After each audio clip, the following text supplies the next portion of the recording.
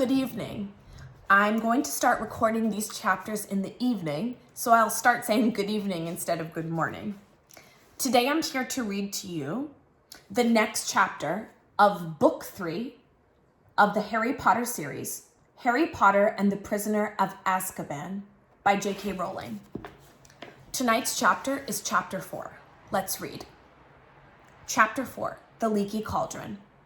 It took Harry several days to get used to his strange new freedom. Never before had he been able to get up whenever he wanted or eat whatever he fancied. He could even go wherever he pleased as long as it was in Diagon Alley.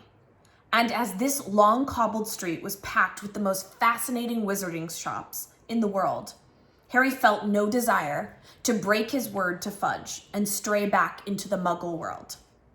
Harry ate breakfast each morning in the Leaky Cauldron, where he liked watching the other guests. Funny little witches from the country up for a day's shopping, venerable-looking wizards arguing over the latest article in Transfiguration today, wild-looking warlocks, raucous dwarfs, and once what looked suspiciously like a hag who ordered a plate of raw liver from behind a thick woolen balaclava.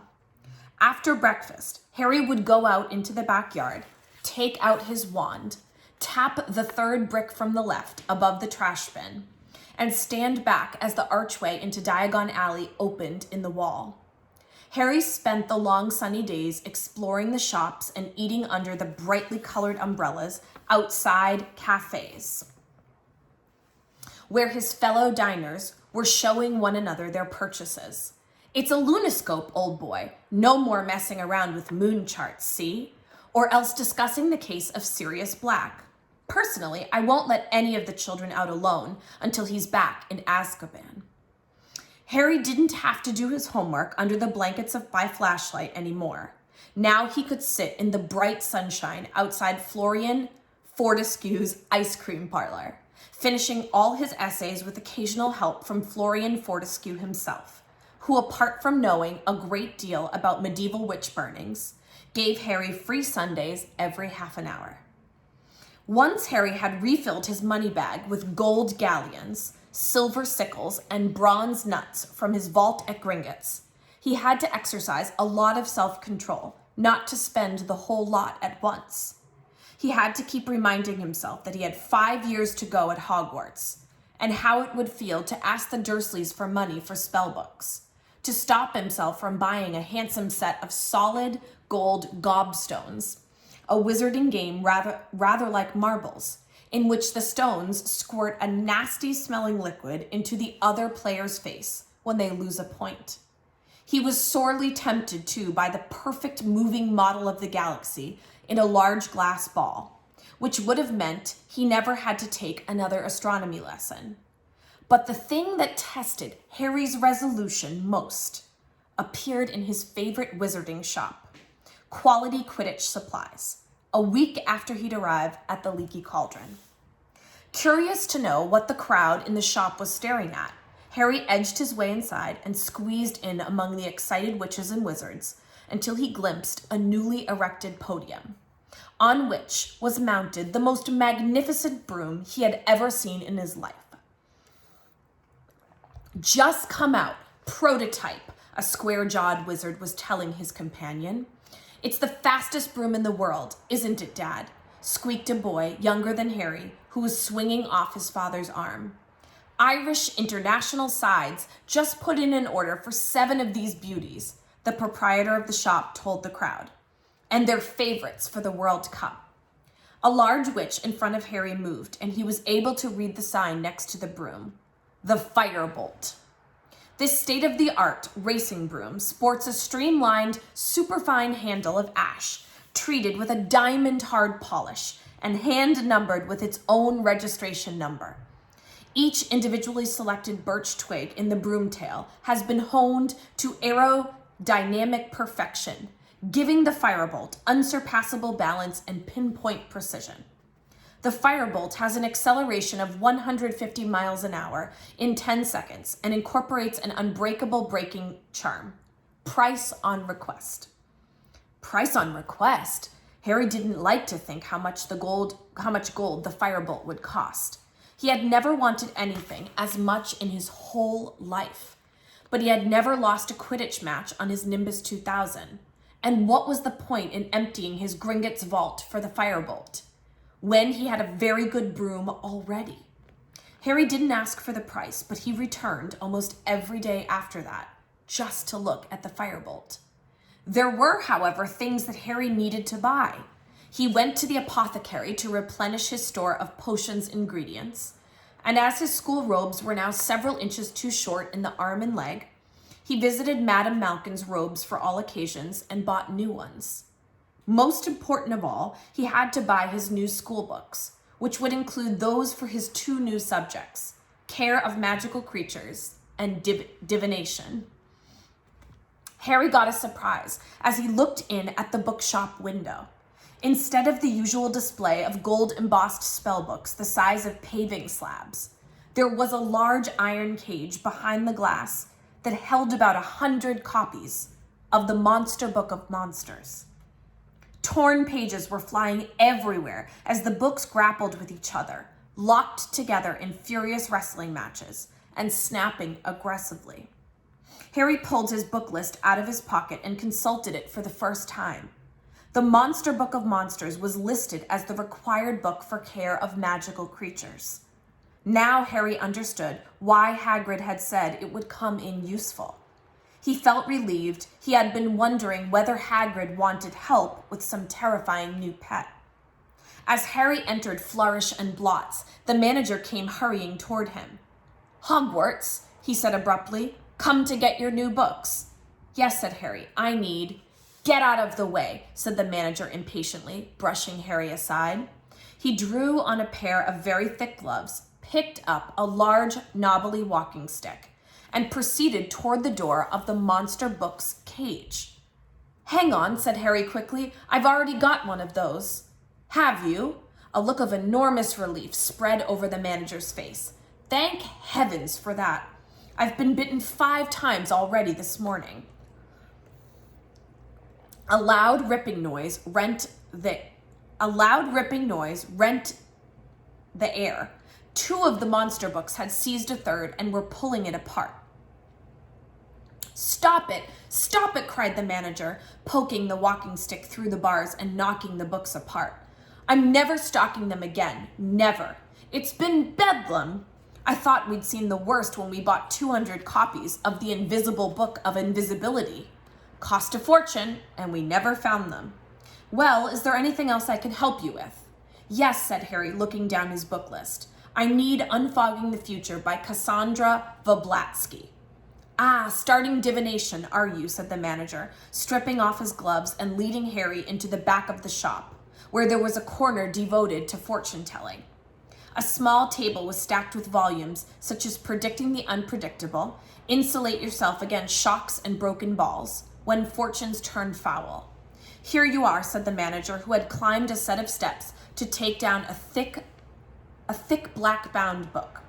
"Unfogging the Future. Very good guide to all your basic fortune-telling methods. Palmistry, crystal balls, burden trails." But Harry wasn't listening. His eyes had fallen on another book, which was among a display on a small table. Death Omens, What to Do When You Know the Worst is Coming. "Oh, I wouldn't read that if I were you," said the manager lightly, looking to see what Harry was staring at. "You'll start seeing death omens everywhere. It's enough to frighten anyone to death." But Harry continued to stare at the front cover of the book. It showed a black dog large as a bear, with gleaming eyes. It looked oddly familiar. The manager pressed Unfogging the Future into Harry's hands.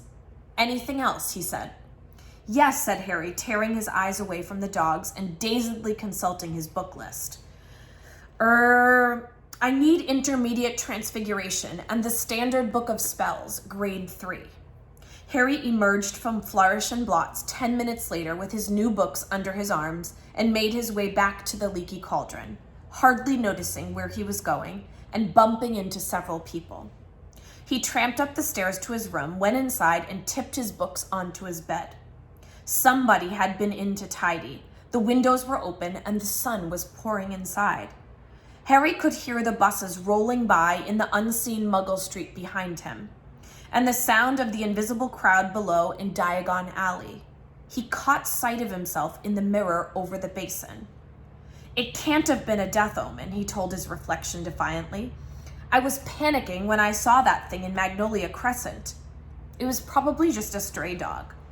He raised his hand automatically and tried to make his hair lie flat. "You're fighting a losing battle there, dear," said his mirror in a wheezy voice. As the days slipped by, Harry started looking wherever he went for a sign of Ron or Hermione. Plenty of Hogwarts students were arriving in Diagon Alley now, with the start of term so near. Harry met Seamus Finnegan and Dean Thomas, his fellow Gryffindors, in Quality Quidditch Supplies, where they too were ogling the firebolt. He also ran into the real Neville Longbottom, a round-faced forgetful boy, outside Flourish and Blots. Harry didn't stop to chat. Neville appeared to have mislaid his book list and was being told off by his very formidable-looking grandmother. Harry hoped she never found out that he'd pretended to be Neville while on the run from the Ministry of Magic. Harry woke on the last day of the holidays, thinking that he would at least meet Ron and Hermione tomorrow on the Hogwarts Express. He got up dressed, went for a last look at the firebolt, and was just wondering where he'd have lunch when someone yelled his name and he turned. "Harry! Harry!" They were there, both of them, sitting outside Florian Fortescue's ice cream parlor. Ron looking incredibly freckly, Hermione very brown, both waving frantically at him. "Finally," said Ron, grinning at Harry as he sat down. "We went to the Leaky Cauldron, but they said you'd left. And we went to Flourish and Blots and Madame Malkin's and—" "I got all my school stuff last week," Harry explained. "And how come you knew I'm staying at the Leaky Cauldron?" "Dad," said Ron simply. Mr. Weasley, who worked at the Ministry of Magic, would of course have heard the whole story of what had happened to Aunt Marge. "Did you really blow up your aunt, Harry?" said Hermione in a very serious voice. "I didn't mean to," said Harry, while Ron roared with laughter. "I just lost control." "It's not funny, Ron," said Hermione sharply. "Honestly, I'm amazed Harry wasn't expelled." "So am I," admitted Harry. "Forget expelled. I thought I was going to be arrested." He looked at Ron. "Your dad doesn't know why Fudge let me off, does he?" "Probably 'cause it's you, isn't it?" shrugged Ron, still chuckling. "Famous Harry Potter and all that. I'd hate to see what the ministry would do to me if I blew up my aunt. Mind you, they'd have to dig me up first because Mum would have killed me. Anyway, you can ask Dad yourself this evening. We're staying at the Leaky Cauldron tonight too, so you can come to King's Cross with us tomorrow. Hermione's there as well." Hermione nodded, beaming. "Mum and Dad dropped me off this morning with all my Hogwarts things." "Excellent," said Harry happily. "So have you got all your new books and stuff?" "Look at this," said Ron, pulling a long, thin box out of a bag and opening it. "Brand new wand, 14 inches, willow, containing 1 unicorn tail hair. And we've got all our books." He pointed at a large bag under his chair. "What about those monster books, eh? The assistant nearly cried when we said we wanted 2. "What's all that, Hermione?" Harry asked, pointing at not 1 but 3 bulging bags in the chair next to her. "Well, I'm taking more new subjects than you, aren't I?" said Hermione. "Those are my books for arithmancy, care of magical creatures, divination, study of ancient runes, Muggle studies."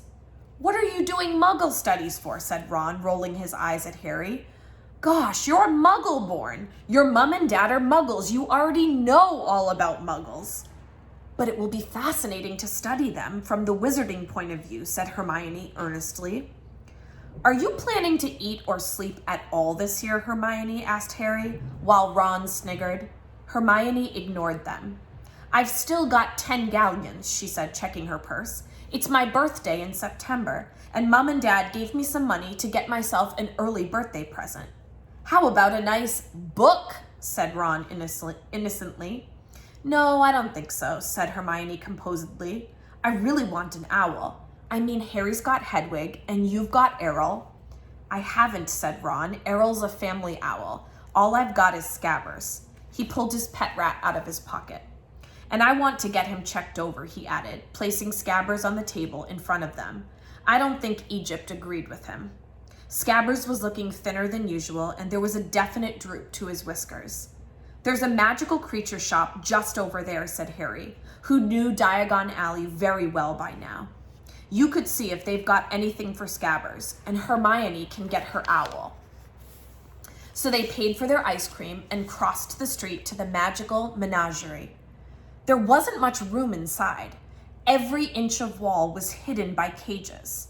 It was smelly and very noisy because the occupants of these cages were all squeaking, squawking, jabbering, or hissing. The witch behind the counter was already advising a wizard on the care of double-ended newts. So Harry, Ron, and Hermione waited, examining the cages. A pair of enormous purple toads sat gulping wetly and feasting on dead blowflies. A gigantic tortoise with a jewel-encrusted shell was glittering near the window. Poisonous orange snails were oozing slowly up the side of their glass tank, and a fat white rabbit kept changing into a silk top hat and back again with a loud popping noise. Then there were cats of every color, a noisy cage of ravens, a basket of funny custard-colored fur balls that were humming loudly, and on the counter, a vast cage of sleek black rats that were playing some sort of skipping game using their long bald tails.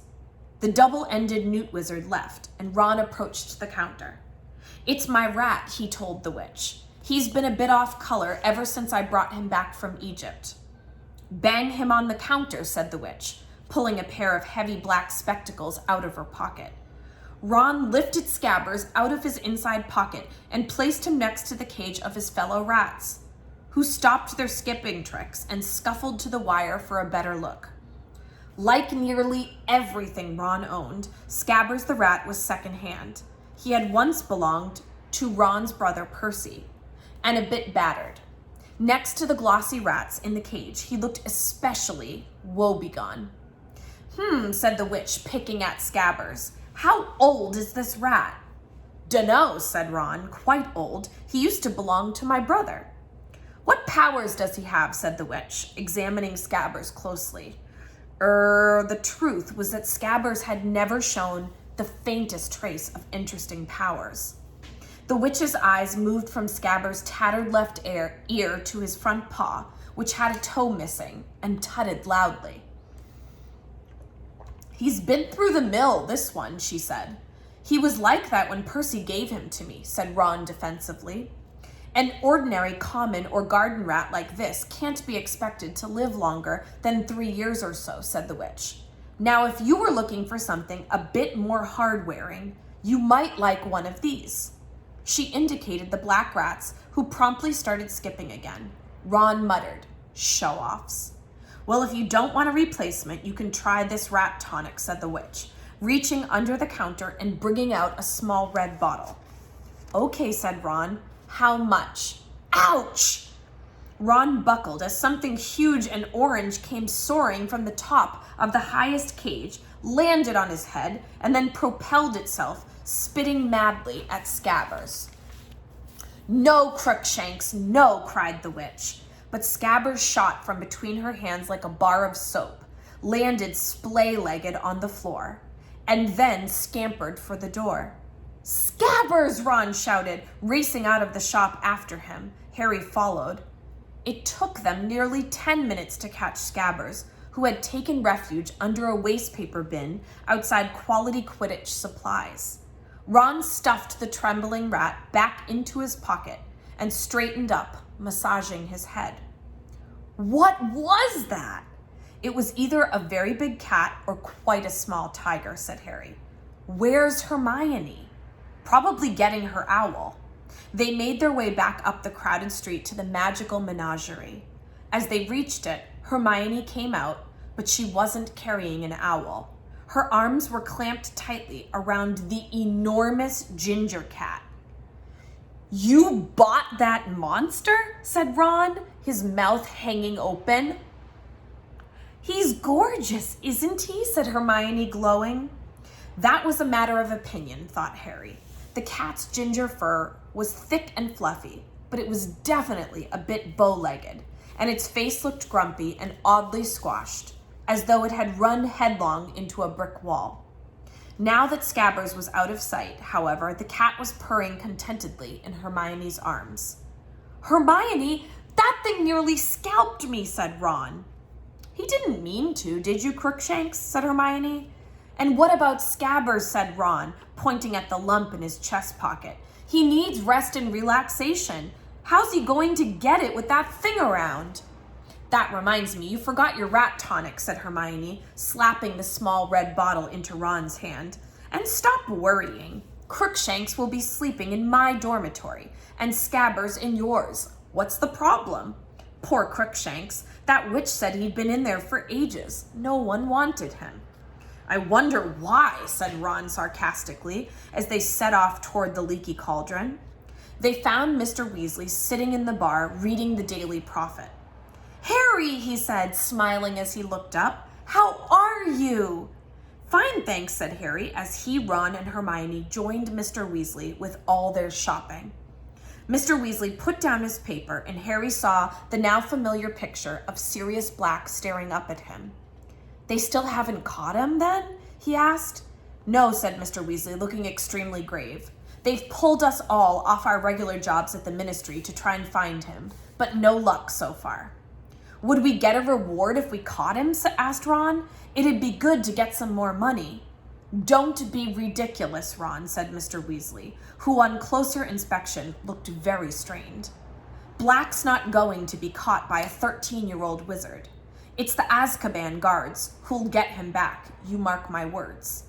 At that moment, Mrs. Weasley entered the bar laden with shopping bags and followed by the twins, Fred and George, who were about to start their 5th year at Hogwarts, the newly elected head boy Percy, and the Weasleys' youngest child and only girl, Ginny. Ginny, who had always been very taken with Harry, seemed even more heartily embarrassed than usual when she saw him, perhaps because he had saved her life during their previous year at Hogwarts. She went very red and muttered hello without looking at him.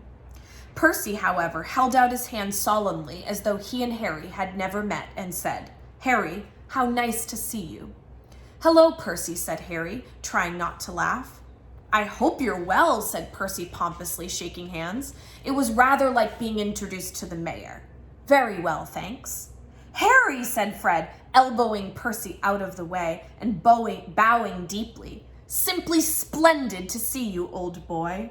Marvelous, said George, pushing Fred aside and seizing Harry's hand in turn. Absolutely spiffing. Percy scowled. That's enough now, said Mrs. Weasley.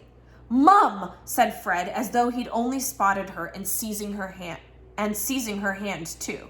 How really corking to see you. I said that's enough, said Mrs. Weasley, depositing her shopping in an empty chair. Hello, Harry dear. I suppose you've heard our exciting news. She pointed to the brand new silver badge on Percy's chest. Second head boy in the family, she said, swelling with pride. And last, Fred muttered under his breath. I don't doubt that, said Mrs. Weasley, frowning suddenly. I notice they haven't made you two prefects. What do we want to be prefects for, said George, looking revolted at the very idea. It'd take all the fun out of life. Ginny giggled. You want to set a better example for your sister, snapped Mrs. Weasley. Ginny's got other brothers to set her an example, Mother, said Percy loftily. I'm going up to change for dinner. He disappeared and George heaved a sigh. We tried to shut him in a pyramid, he told Harry, but Mum spotted us. Dinner that night was a very enjoyable affair. Tom, the innkeeper, put 3 tables together in the parlor, and the 7 Weasleys, Harry and Hermione, ate their way through 5 delicious courses. How are we getting to King's Cross tomorrow, Dad? Asked Fred, as they dug into a sumptuous chocolate pudding. The ministry's providing a couple of cars, said Mr. Weasley. Everyone looked up at him. Why? Said Percy curiously. It's because of you, Perce, said George seriously, and there'll be little flags on the hoods with HB on them. For humongous big head, said Fred. Everybody except Percy and Mrs. Weasley snorted into their pudding. Why are the ministry providing cars, Father? Percy asked again in a dignified voice. Well, as we haven't gotten one anymore, said Mr. Weasley, and as I work there, they're doing me a favor. His voice was casual, but Harry couldn't help noticing that Mr. Weasley's ears had gone red, just like Ron's did when he was under pressure. Good thing, too, said Mrs. Weasley briskly. Do you realize how much luggage you've all got between you? A nice sight you'd be on the Muggle Underground. You are all packed, aren't you? Ron hasn't put all his new things in his trunk yet, said Percy in a long-suffering voice. He's dumped them on my bed. You'd better go and pack properly, Ron, because we won't have much time in the morning, Mrs. Weasley called down the table. Ron scowled at Percy. After dinner, everyone felt very full and sleepy. One by one, they made their way upstairs to their rooms to check their things for the next day. Ron and Percy were next door to Harry. He had just closed and locked his own trunk when he heard angry voices through the wall and went to see what was going on. The door of number 12 was ajar and Percy was shouting, "It was here, on the bedside table. I took it off for polishing." "I haven't touched it, all right," Ron roared back. "What's up?" said Harry. "My head boy badge is gone," said Percy, rounding on Harry. "So is Scabbers' rat tonic," said Ron, throwing things out of his trunk to look. "I think I might have left it in the bar." "You're not going anywhere till you've found my badge," yelled Percy. "I'll get Scabbers' stuff. I'm packed," Harry said to Ron, and he went downstairs. Harry was halfway along the passage to the bar, which was now very dark, when he heard another pair of angry voices coming from the parlor. A second later, he recognized them as Mr. and Mrs. Weasley's. He hesitated, not wanting them to know he'd heard them arguing, when the sound of his own name made him stop, then move closer to the parlor door. "Makes no sense not to tell him," Mr. Weasley was saying heatedly. "Harry's got a right to know. I've tried to tell Fudge, but he insists on treating Harry like a child. He's 13 years old, and—" "Arthur, the truth would terrify him," said Mrs. Weasley shrilly. "Do you really want to send Harry back to school with that hanging over him?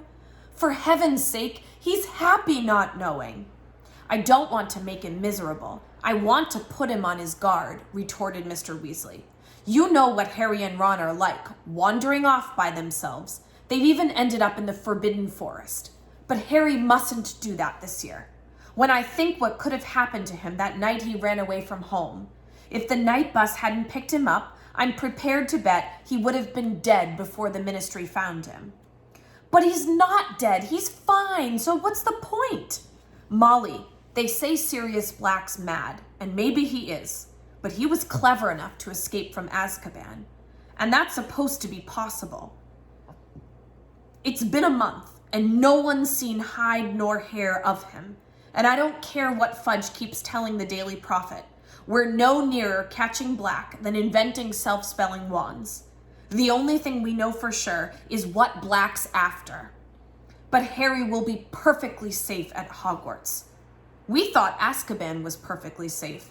If Black can break out of Azkaban, he can break into Hogwarts. But no one's really sure that Black's after Harry." There was a thud on wood, and Harry was sure Mr. Weasley had banged his fist on the table.